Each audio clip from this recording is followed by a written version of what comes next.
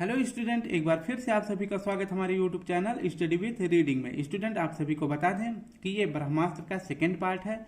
जिन्होंने पहले पार्ट को नहीं देखा तो प्लीज़ प्लेलिस्ट में वीडियो सेव है, आप वहां पे जाकर उसको देख सकते हैं। उसमें मैंने 10 क्वेश्चन करा रखे हैं, सिर्फ 15 से 18 मिनट की होगी, आप उसको देख सकते हैं। आज उसका सेकेंड पार्ट है, प्रश्न 11 से शुरू करेंगे। और आप सभी को वीडियो शुरू करने से पहले एक बार रिक्वेस्ट है, प्लीज़ पहले वीडियो को लाइक कर दें, एक शेयर, और जिन्होंने अभी तक सब्सक्राइब नहीं करा तो प्लीज़ सब्सक्राइब कर लें। तो चलिए शुरू करते हैं आज के अपने 11वें प्रश्न को। कोशिका सिद्धांत किसके द्वारा दिया गया था?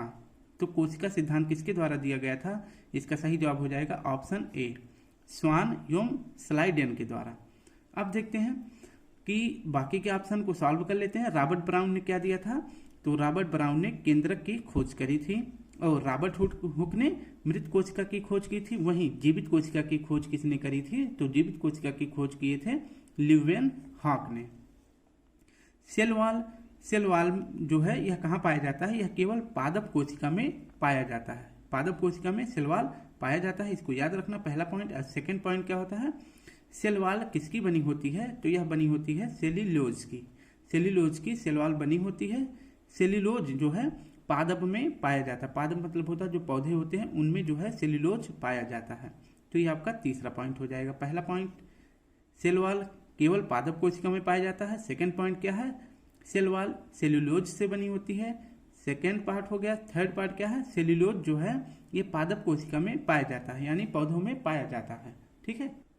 नेक्स्ट बिंदु है कवक किससे बनी होती है? तो कवक जो है काइटिन से बनी होती है। कवक काइटिन से बनी होती है। और पैलेट कण किसे कहते हैं?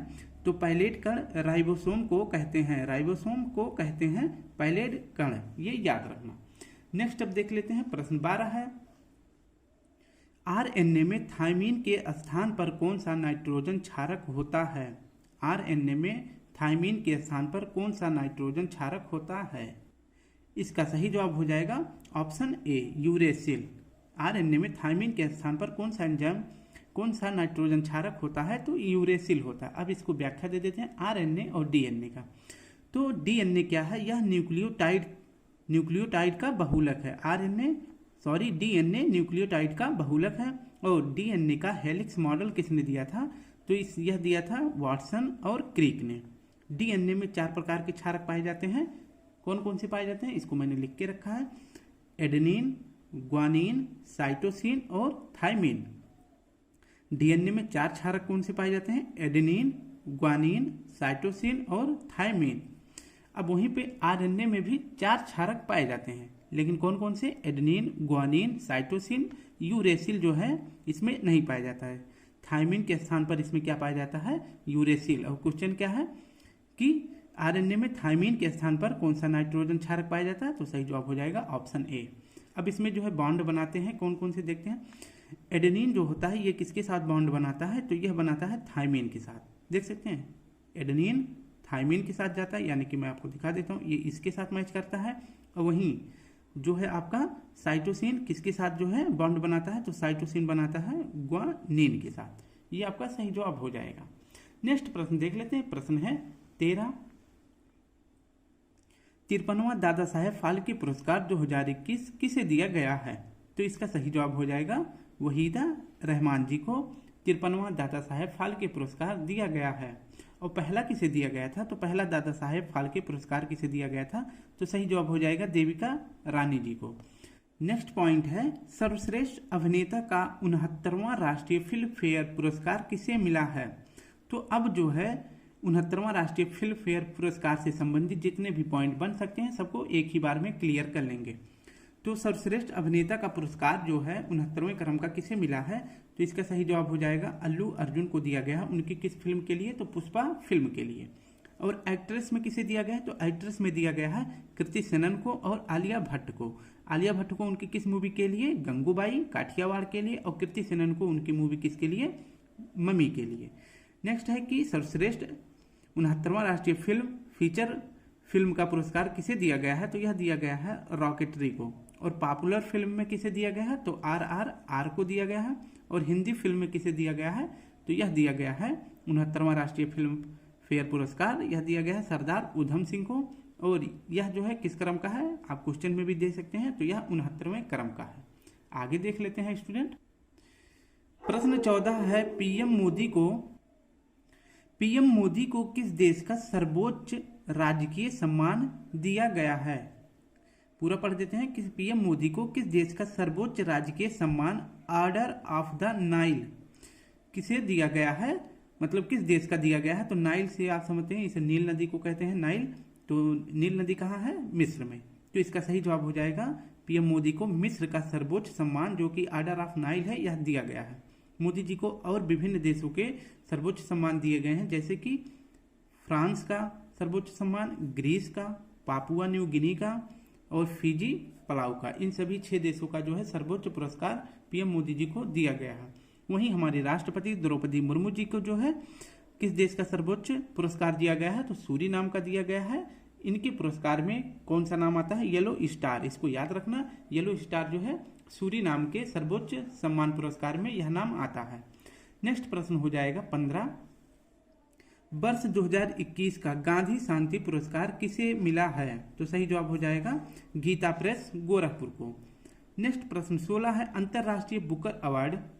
अंतर्राष्ट्रीय बुकर अवार्ड 2023 किसे मिला है? तो सही जवाब हो जाएगा जॉर्जी गॉस्पिंडनोव को। जॉर्जी गॉस्पिंडनोव को अब की बार जो है 2023 का अंतर्राष्ट्रीय बुकर पुरस्कार दिया गया है। और इनकी किस बुक के लिए? तो इनकी बुक का नाम है टाइम सेंटर के लिए यह पुरस्कार दिया गया है।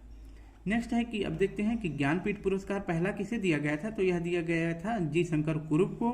और अब की बार 57वें क्रम का किसे दिया गया है? तो यह दिया गया है दामोदर मौजा को। सरस्वती सम्मान पहला किसे दिया गया था? तो हरिवंश राय बच्चन जी को, जो कि अमिताभ बच्चन के पिताजी हैं, इनको पहला सरस्वती सम्मान दिया गया था। और वहीं अब की बार जो है इन्हें किसे दिया गया है? तो शिवशंकरी जी को दिया गया है। इनके किस कविता के लिए? तो इनकी कविता के लिए सूर्यवंशम के लिए पुरस्कार इन्हें दिया गया है। नेक्स्ट है कि व्यास सम्मान पहला किसे दिया गया था? तो यह दिया गया था रामविलास को। और अब की बार किसे दिया गया है? तो यह दिया गया है ज्ञान चतुर्वेदी को। इनके उपन्यास किसके लिए? पागल खाना के लिए। ये भी आप याद रख लेना, कुछ एक्स्ट्रा अवार्ड्स हैं। नेक्स्ट प्रश्न हो जाएगा 17, शतरंज विश्व कप 2023 के उप विजेता कौन है? शतरंज विश्व कप 2023 के उप विजेता कौन है? तो अब हम आपको पूरा क्लियर कर देते हैं। शतरंज जो अब की बार आयोजन किया गया बाकू अजरबैजान में, इसमें जो है गोल्ड मेडल किसने जीता है? तो कार्लसन ने जीते हैं, जो कि कहाँ के हैं? तो ये नॉर्वे के हैं। इसमें जो है हमारे देश के आर प्रज्ञानंद ने क्या जीता है? तो सिल्वर मेडल जीता है। एथलेटिक्स में इसका आयोजन कहाँ किया गया था? तो इसका आयोजन किया गया था हंगरी। कहाँ पे? हंगरी की राजधानी बुडापेस्ट में। और यहाँ पे जो है गोल्ड मेडल किसने जीता था? तो नीरज चोपड़ा ने गोल्ड मेडल जीत लिया था। प्रश्न 18 है, 19वां एशियन गेम्स 2023, यह जो है 20वें क्रम का था। 19वां एशियन गेम्स 2023, इसका आयोजन कहाँ किया गया था? तो इसका आयोजन किया गया था हांगजो चीन में। किस क्रम का है? तो यह 19वें क्रम का है, इसको याद रखना। इसमें जो है टाइटल स्पॉन्सर हमारे देश की तरफ से कौन कंपनी था? तो इसमें था अमूल। आप देख सकते हैं अमूल दूध पीता है इंडिया वाला, वो जो है टाइटल स्पॉन्सर था हमारी तरफ से। और इसके बाद 40 खेल इसमें खेले गए थे। और कितने देशों ने भाग लिया था? तो 45 देशों ने इसमें भाग लिया था। पहले नंबर पर इसमें चीन था, दूसरे पर जापान, तीसरे पर दक्षिण कोरिया, चौथे पर अपना भारत। भारत ने इसमें टोटल 107 पदक जीते थे। कितने? 107 पदक जीते थे, जिनमें से 28 गोल्ड है, 38 सिल्वर है और 41 ब्रोंज है। इसको याद रखना। अब नेक्स्ट देखते हैं कि जो है हमारी तरफ से ध्वजवाहक कौन थी? तो 19वां एशियन गेम्स में ध्वजवाहक थे कौन? लवलीना बोरगोहन। मतलब ध्वजवाहक में जो एक उद्घाटन होता है, एक समापन। तो उद्घाटन में कौन थे? लवलीना बोरगोहन, जिनका संबंध है बॉक्सिंग से। और वहीं हरमनप्रीत सिंह का, इनका संबंध किससे है? हॉकी से। तो उद्घाटन में लवलीना और कौन थी इनके साथ? हरमनप्रीत सिंह। नेक्स्ट हो जाता है जब इसका समापन हुआ था तब इसमें कौन था? तो समापन में कौन थे? हमारे PR श्रीजेश, इनका संबंध है गोलकीपर से। याद रखना। अब देखते हैं कि पहली बार एशियन गेम्स का आयोजन कहाँ किया गया था? तो पहला वाला 1991 में अपने दिल्ली में किया गया था। और 9वें क्रम का भी अपने दिल्ली में किया गया था, जो कि कब हुआ था? 1982 में। वहीं 20वें क्रम का कब होगा? तो एशियन गेम्स जो है 20वें क्रम का, इसका आयोजन कहाँ किया जाएगा? इसका आयोजन जो है जापान में किया जाएगा। इसको भी याद रखना। प्रश्न 19 है, ICC वर्ल्ड कप यह किस क्रम का है, इसके बारे में अब जो आईसीसी वर्ल्ड कप हमारे भारत में हो रहा है इसके बारे में आपको छोटी से लेकर बड़ी इंफॉर्मेशन देने वाले हैं, बस आप वीडियो के साथ बने रहें।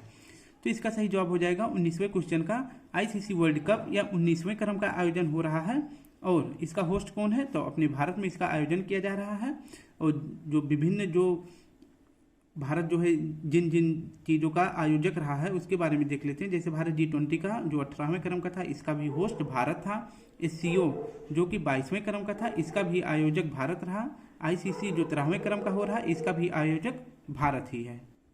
इसमें जो है शुभंकर क्या है, तो शुभंकर 2 हैं, जिसका एक नाम पर पहले तो आपको बता दें, शुभंकर जो है क्रिक्टोकर्स है। इसमें जो है मेल के लिए ब्लेज है और फीमेल के लिए टोंक है। शुभंकर क्रिक्टोवर्स है, मेल के लिए ब्लेज और वोमेन के लिए टोंक है। एंथम सॉन्ग जो है कौन सा है, तो एंथम सॉन्ग है दिल जश्न बोले। दिल जश्न बोले ये एंथम सॉन्ग है। इसको गाए कौन है, तो इसको गाए हैं प्रीतम। ब्रांड एम्बेसडर कौन बनाए गए हैं, तो ब्रांड एम्बेसडर बनाए गए हैं आईसीसी के शाहरुख खान। और वैश्विक राजपूत आईसीसी के कौन बनाए गए हैं, तो वैश्विक राजपूत बनाए गए हैं सचिन तेंदुलकर जी। नेक्स्ट है कि G20, अब G20 के बारे में देख लेते हैं। G20 का जो है अब की बार आयोजन कौन किया था, तो अपने भारत में इसका आयोजन हो रहा था। और इसमें शेरपा कौन थे, तो हमारी तरफ से शेरपा कौन थे, अमिताभ कांत जी। ठीक है, अमिताभ कांत जी इस बार शेरपा थे। और इसकी थीम क्या थी, तो इसकी थीम थी वसुधैव कुटुंबकम या one family one earth one family one future, इसका थीम है अंग्रेजी में। इसका आयोजन कहाँ किया गया था, तो इसका आयोजन किया गया था भारत मंडपम में, जो कि नटराज मूर्ति के सामने यह बना हुआ है। और 2024 में इसका होस्ट कौन होगा, तो G20 का होस्ट होगा ब्राजील। अब देखते हैं कि हमारे यहाँ पे जो है G20 का आयोजन हुआ था, लेकिन जब ब्राजील में होगा तब वहाँ पे G20 जो है क्या बन जाएगा, G21 बन जाएगा। इसमें एक संगठन और सम्मिलित हो जाएगा जिसका क्या नाम है, अफ्रीकन यूनियन। अफ्रीकन यूनियन में जो है कितने देश हैं, तो इसमें 55 देश हैं। अफ्रीकन यूनियन में टोटल 55 देश हैं। इसकी स्थापना कब हुई थी, तो इसकी स्थापना हुई थी 1963 में। और अफ्रीकन यूनियन का हेडक्वार्टर कहाँ है, तो इसका हेडक्वार्टर है एडिस अबाबा में। G20 में जो है कितने देश शामिल है, तो इसमें जो है 19 देश। इसके बाद 2 संगठन, एक संगठन कौन सा हो जाता है, EU यानी यूरोपियन यूनियन। और इसके बाद अभी जो हाल ही में सम्मिलित हुआ है अफ्रीकन यूनियन। तो अफ्रीकन यूनियन में कितने देश हैं, तो इसमें 55 देश हो जाते हैं। और यूरोपियन यूनियन में कितने देश हैं, तो इसमें जो है 27 देश हैं। 19 देश, 27 देश और 55 देश, टोटल कितने देश हो जाते हैं, ये हमको कमेंट बॉक्स में आप बता देना। यूरोपियन यूनियन की स्थापना कब हुई थी, तो इसकी स्थापना हुई थी 1957 में, इसको याद रखना। और इसका हेडक्वार्टर कहाँ है, ब्रुसेल्स। ठीक है, ब्रुसेल्स में इसका हेडक्वार्टर है, इसको भी साथ साथ याद रखना। EU का स्थापना 1957 में, इसका हेडक्वार्टर ब्रुसेल्स में है। अफ्रीकन यूनियन की स्थापना 1963 में हुई थी और इसका हेडक्वार्टर कहाँ है, एडिस अबाबा में। ये भी यह पॉइंट याद रखना। आज का अपना लास्ट प्रश्न देखते हैं, फिर इसके बाद ब्रह्मास्त्र 3rd पार्ट लेकर जरूर आएंगे। 20वां क्वेश्चन है 4 ग्रैंड स्लैम। जो 4 ग्रैंड स्लैम महत्वपूर्ण होते हैं देश में, जो है विश्व में जो है 4 ग्रैंड स्लैम होते हैं। कौन कौन से होते हैं, पहला कौन किससे शुरू होता है ग्रैंड स्लैम और खत्म किस ग्रैंड स्लैम से होता है, इसके बारे में हम आपको बता दें। शुरू तो होता है ऑस्ट्रेलियन ओपन से और खत्म जो है किस पर होता है, US ओपन पे। ठीक है, तो पहला हो जाता है ऑस्ट्रेलियन ओपन, दूसरा फ्रेंच ओपन और तीसरा विंबलडन ओपन, चौथा क्या हो जाएगा, US ओपन यानी अमेरिकन ओपन। अब देखते हैं कि इसमें जो है मेल और फीमेल कौन कौन सा ग्रैंड स्लैम जीते हैं, इसके बारे में हम आपको बता देते हैं। जैसे US ओपन में मेल वर्ग में किसने जीता है, ऑस्ट्रेलियन ओपन किसने जीता है, तो यह जीते हैं नोवाक जोकोविच, जो कि कहाँ के हैं, सर्बिया के हैं। नोवाक ने 3 जो है ओपन जीत लिया है। कौन कौन सा, एक तो ऑस्ट्रेलियन ओपन, दूसरा फ्रेंच ओपन और तीसरा US ओपन। ये तीनों जो है किसने जीता है, नोवाक जोकोविच ने। और वहीं जो है विंबलडन ओपन कौन जीते हैं, तो मेल वर्ग में कौन जीता है, कार्लोस अलकराज, जो कि कहाँ के हैं, या स्पेन के हैं। अब देखते हैं फीमेल वर्ग में कौन जीता है। फीमेल वर्ग में ऑस्ट्रेलियन ओपन जीती हैं आर्यन सबलिंका, जो कि कहाँ की हैं, बेलारूस की। और फ्रेंच ओपन में फीमेल वर्ग में कौन जीती हैं, ईगा स्विएटेक, ये कहाँ की हैं, तो यह है पोलैंड की। और विंबलडन ओपन कौन जीती हैं फीमेल वर्ग में, तो इनका नाम है मार्केत आंद्रेसोवा, ये किस देश की हैं, तो चेक रिपब्लिक की हैं। और वहीं US ओपन कौन जीती हैं, तो ये जीती हैं कोको गाफ और ये किस देश की हैं, USA की। तो स्टूडेंट इस प्रकार से हमने अपना पूरा 20 क्वेश्चन कंप्लीट कर लिया। कल फिर मिलेंगे एक नए वीडियो के साथ। तब तक के लिए आप सभी को जय हिंद जय भारत। अगर इसका आप सभी को पीडीएफ चाहिए तो इस वीडियो के कमेंट बॉक्स के नीचे मैं अपना टेलीग्राम लिंक दे दूंगा, आप वहां से इस पीडीएफ को डाउनलोड कर सकते हैं। कल फिर मिलेंगे। जय हिंद जय भारत।